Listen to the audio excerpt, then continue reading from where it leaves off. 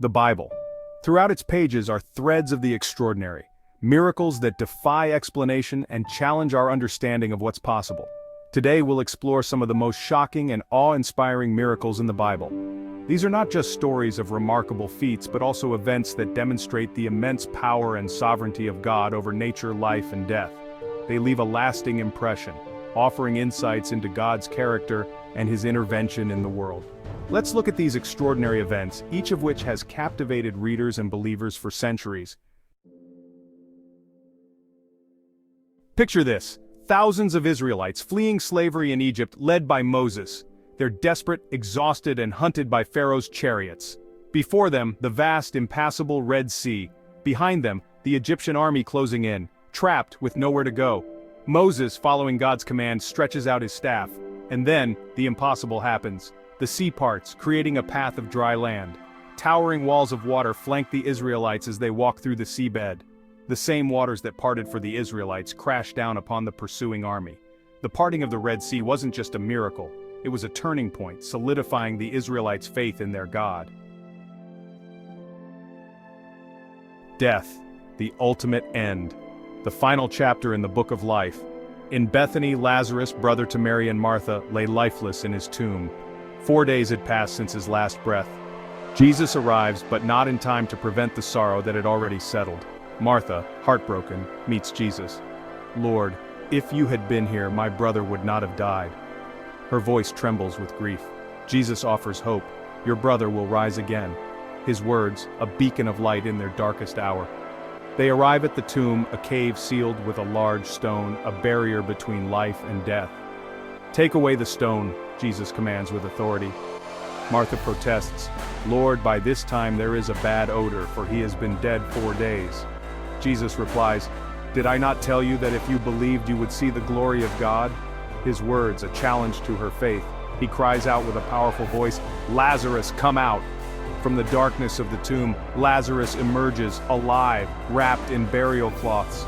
Imagine the scene, the gasp of the onlookers, the tears of joy streaming down their faces. Jesus had conquered the unconquerable, showing his divine power. The resurrection of Lazarus showcased God's power over death itself, a miracle that left no doubt.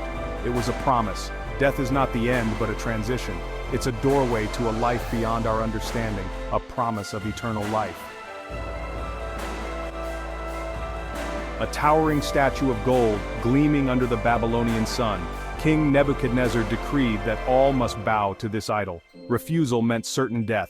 Shadrach, Meshach, and Abednego, 3 young men of unwavering faith, refuse. Nebuchadnezzar, enraged, orders the furnace heated 7 times hotter. The flames consume the soldiers who throw the 3 men in, but within the inferno he sees not 3 figures but 4, walking calmly. "Shadrach, Meshach, and Abednego, come out," he calls. They emerge, untouched, unharmed. The fiery furnace became a testament to God's protection. It showed that faith, even in the face of death, can move mountains. God's power is absolute, capable of taming even the most destructive forces. The battlefield is a chaotic tapestry of dust and clanging steel. The Israelites, led by Joshua, are locked in a fierce battle against the Amorites. The day is wearing on, and victory seems to be slipping. Joshua, filled with divine inspiration, raises his hands and utters, "Sun, stand still at Gibeon, and moon in the valley of Ajalon." And time itself obeys. The sun hangs suspended in the sky, the moon halts its journey, the world is bathed in an extended day. The Israelites press their advantage, their enemies defeated. The stopping of the sun and moon serves as a powerful reminder.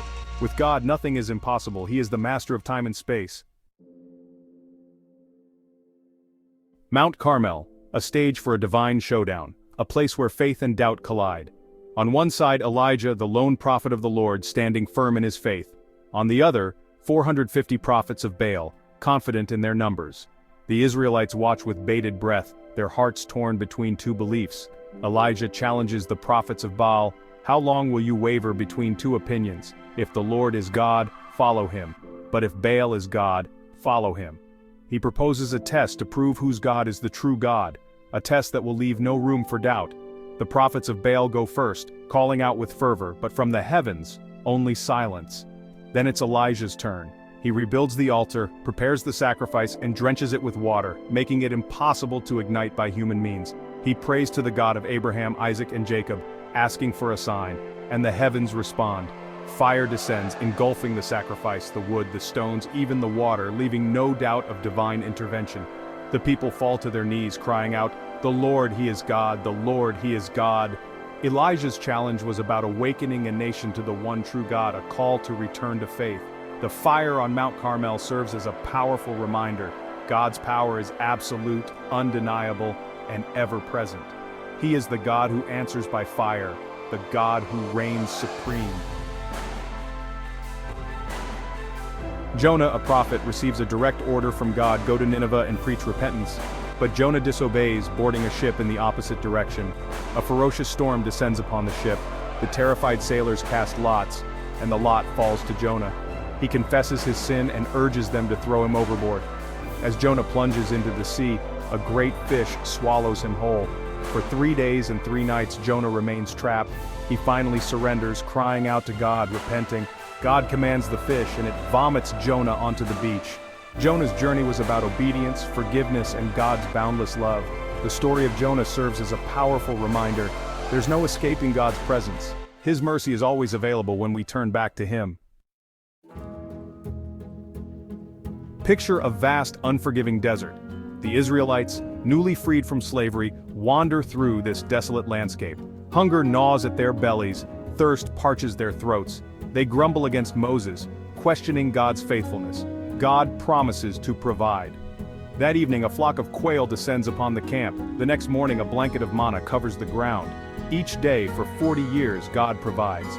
The provision of manna and quail was about teaching the Israelites to trust in God's provision. This miracle serves as a powerful reminder. God sees our needs even in the wilderness. He provides for us, sometimes in miraculous ways. Imagine a crowd drawn to Jesus by His teachings and miracles. As the day wears on, the disciples approach Jesus, concerned. "Send the crowds away to buy food," they say.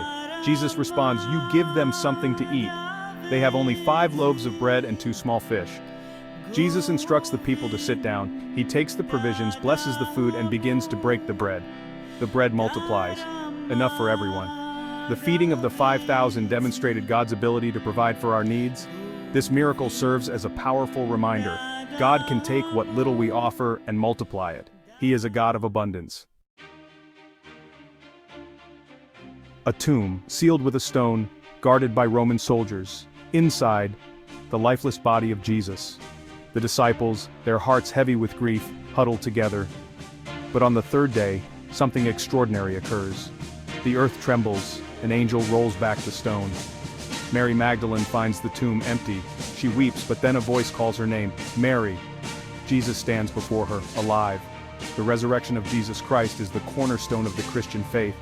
It is the ultimate victory over death and sin. This act of God serves as a beacon of hope, reminding us that love conquers all.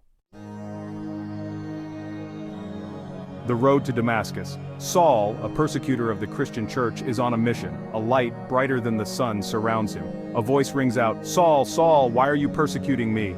Saul, blinded, asks, "Who are you, Lord?" The reply, "I am Jesus, whom you are persecuting." Saul's sight is restored, and he becomes Paul, the apostle to the Gentiles. Paul's conversion is a testament to the transformative power of God's grace. These are just some of the many miracles recorded in the Bible, each one a testimony to the power of God to intervene in the world and the lives of His people. These sacred texts have been cherished for centuries, offering hope and inspiration to countless believers. From parting seas to raising the dead, these miracles show that God is not bound by the natural laws of the universe, but is able to perform the impossible. Each miracle serves as a reminder that the divine can transcend our earthly limitations, bringing forth wonders that defy human comprehension. These stories, passed down through generations, challenge our perceptions of reality, urging us to look beyond the limitations of our own understanding and embrace the boundless possibilities that exist when we place our faith in a power greater than ourselves. They encourage us to open our hearts and minds to the extraordinary, to believe in the unseen, and to trust in the divine plan. As we reflect on these events, we are reminded of God's infinite power, His love for His people, and His ability to bring about extraordinary changes in the world. These reflections inspire us to seek a deeper connection with the divine, to understand that we are part of a larger, more profound narrative. Perhaps, just perhaps, they invite us to consider the miraculous potential that lies dormant within our own lives, waiting to be awakened. In moments of quiet contemplation, we might discover that the divine spark resides within us all, ready to illuminate our path and transform our reality.